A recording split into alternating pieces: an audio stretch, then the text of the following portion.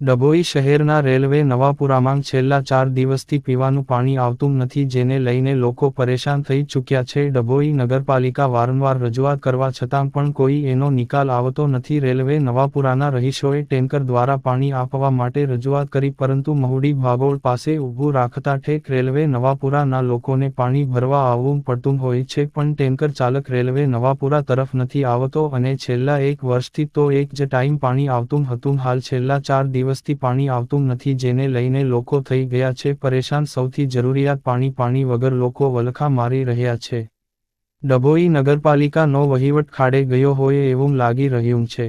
તેમજ વિસ્તારમાં આંગણવાડી આવેલી છે, આંગણવાડીમાં પાણી આવતું નથી. બાળકોને શું પાણી પીવડાવવું એ મોટો સવાલ છે. પાણીની જરૂરિયાત ખાવા પીવાનું બનાવવા માટે, નાહવા ધોવા, પીવા માટે જરૂરિયાત પાણી છે. ડભોઈ નગરપાલિકાના પૂરું પાડી શકતી નથી. આ વિસ્તારના લોકો વેરો ભરે છે છતાં પણ પૂરતું પાણી મળતું નથી, જેને લઈને આજે વિસ્તારના રહીશો રોષે ભરાયા હતા. જો નગરપાલિકા સાંજ સવાર 2 ટાઈમ પાણી મળે તો પાણીની જરૂરિયાત પૂરી થઈ શકે. પાણી ના આવતું હોય તો એક ટેન્કર પણ મોકલે એવી આ વિસ્તારના રહીશો આશા રાખીને બેઠા છે. શું નગરપાલિકાના વહીવટી તંત્ર રેલવે નવાપુરાના રહીશોના પ્રશ્નો સોલ્વ કરશે? વિસ્તારના ચૂંટાયેલા નગરસેવકો ફોન કરે છે, ફોન સાઈડ પર મૂકી દે છે, પ્રજાનું કોઈ સાંભળતું નથી. જે પ્રજાએ ખોબા ભરીને વોટ આપ્યા એ જ પ્રજાને હવે પાણીની મુશ્કેલીનો સામનો કરવાનો વારો આવ્યો છે.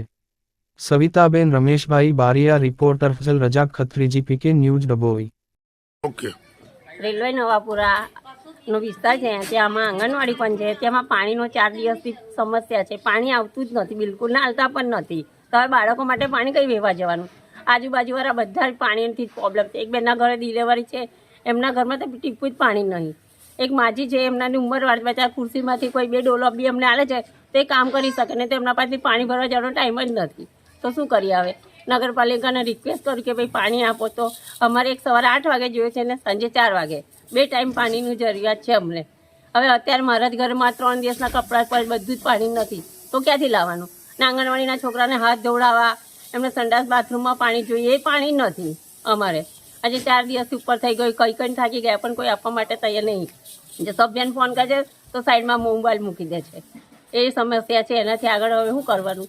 અમારે પાણી જ નથી બિલકુલ જ 4 દિવસથી. બધી બહેનો કકરાટ કરે છે, ભાઈ પાણી લાવો પાણી. ના ટેન્કરની પણ સવલત નથી, ના એ મોકલતા હોય ટાંકી તોય અમે વાંધો નહીં ભરી લઈએ બધા, પણ ટેન્કરનું તો કોઈ વાત જ નહીં. નવાપુરામાં 2-3 વાર રજૂઆત કે ભાઈ ટેન્કર મૂકો, ટેન્કર મૂકવા રાજી જ નહીં ને. કોણ મૂકી દે છે એ લોકો એક સાઈડમાં? અમારો